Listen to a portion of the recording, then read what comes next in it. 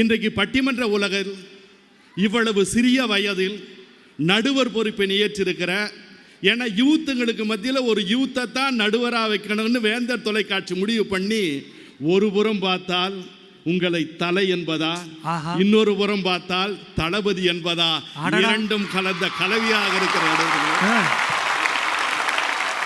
வாழ்க்கையில் இன்றைக்கு நான் மிக்க மகிழ்ச்சியாக இருக்கிறேன்.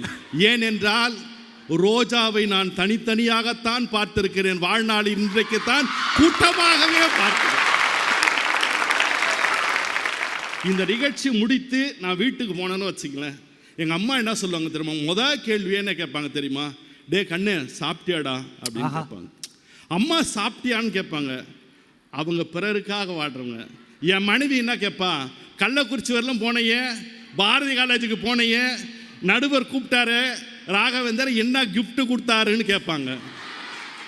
எப்பவுமே தாய் சாப்பிட்டியா சாப்பிட்டியான்னு ஏன் கேட்கிறான்னா, அவள் வயிறு என்கிற கருப்பையை நிரப்பி கொண்டு நாம் பிறப்பதால் நம் வயிறு காலியாக இருக்கக்கூடாது என்று நினைக்கிற தெய்வம் தான் தாய் என்பது. அருமை அருமை அருமை. மூக்குத்தி அம்மை நித்திய பிரியா கல்யாணமாயி தனக்காக வாழாம தனி கொடுத்தன வைக்காம தான் தனி கொடுத்தன போலங்க, மாமனார மாமியார தனி கொடுத்தன வச்சுட்டாங்க. அவ்வளவு சிறந்த பெண்படி, அவ்வளவு உயர்ந்த உள்ளம், உயர்ந்த உள்ளம். அந்த மகாகவி பாரதி சிட்டுக்குருவி சொன்னீங்களே, அவனும் அவன் மனைவி செல்லம்மா அவன் பட்டினியா இருக்கிறா. செல்லம்மா பக்கத்து வீட்டில் போய் காப்படி அரிசி நொய் அரிசி வாங்கின்னு வராங்க. கஞ்சி காய்ச்சலான்னு விறகுக்காக விறகு சொல்லிக்காக வெளியே போறாங்க. முற்றத்திலே சிட்டுக்குருவி கத்துகிறது. அந்த சிட்டுக்குருவிகளுக்கு என்ன பண்றா? நொய் அரிசி எடுத்து போடுறான். எல்லாம் சாப்பிட்டு முடிக்குது. என்று அவராங்க உள்ள செல்லம்மா கடைசி பருக்கையும் சாப்பிட்டு முடிச்சுட்டு பாரதி சொன்னாங்க, நம் வீடு தேடி வந்த விருந்தாளிகள் இந்த சிட்டுக்குருவிகள், வெறும் வயிற்றோடு போய்விடக்கூடாதே என்று சொன்னான்னா, அதுதாங்க தனக்காக வாழாம பிறருக்காக வாழ்றது. வலது கை சிறந்ததா இடது கை சிறந்ததா, நம்பிக்கை சிறந்ததா என்று சொன்னால் எந்த கை தெரியுமா சிறந்தது? உண்ணும் கையை விட ஊட்டும் கைதான் உயர்ந்தது என்று. அருமை அருமை அருமை. மறந்து விடாதீங்க. ஒரு புல்லாங்குழல் இருக்குது ஃப்ளூட், கால்பந்து இருக்குது ஃபுட்பால். ஆனால் இரண்டும் காற்றால் தான் இயங்குகிறது. வாங்குகிற காற்றை மூச்சு காற்றாக 7 துளைகளின் வழியாக இனிய ராகமாக புல்லாங்குழல் கொடுத்து விடுகிறது. வாங்குகிற காற்றை தன்னிடத்திலேயே கால்பந்து ஃபுட்பால் வைத்துக் கொள்ளுகிறது. வாங்குகிற காற்றை அடுத்தவருக்கு இனிய ராகமாக கொடுத்து விடுவதால் அந்த மூங்கிலுக்கு கூட முத்தம் கிடைக்கிறது. ஃபுட்பால் உதை வாங்குகிறது என்பதை மறந்து விடாதீர்கள். தேக்கு மரம் இருக்குது, வாழை மரம் இருக்குது. தேக்கு மரம் ரொம்ப காஸ்ட்லி.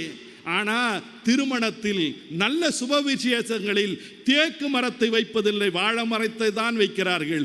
தேக்கு மரம் கேட்டதாம், உன்னை விட நான் உயர்ந்தவன் அல்லவா, விலை மதிப்பல்லவா, ஒன்றுக்கும் உதவாத உன்னை வாசலிலே வைத்து கட்டுகிறார்களே ஏன்னு கண்ணுன்னு வாழை மரம் அடக்கத்தோடு சொன்னதாம், நீ வாழ்நாளில் செத்த பிறகு மரத்தை வெட்டி எடுத்து வந்த பிறகுதான் பிறருக்கு உதவுகிறாய்.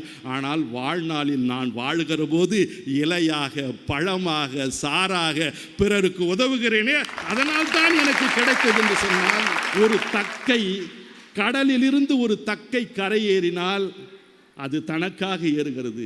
ஒரு படகு கரையேறினால் பல பேரை ஏற்றி கொண்டு சேருகிறது. ஒரு பறவை பறந்தால் அது தான் மட்டும் பறக்கிறது.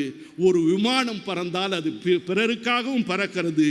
மூளை என்பது தன்னுக்காக வாழ்வது, இதயம் என்பது பிறருக்காக வாழ்வது.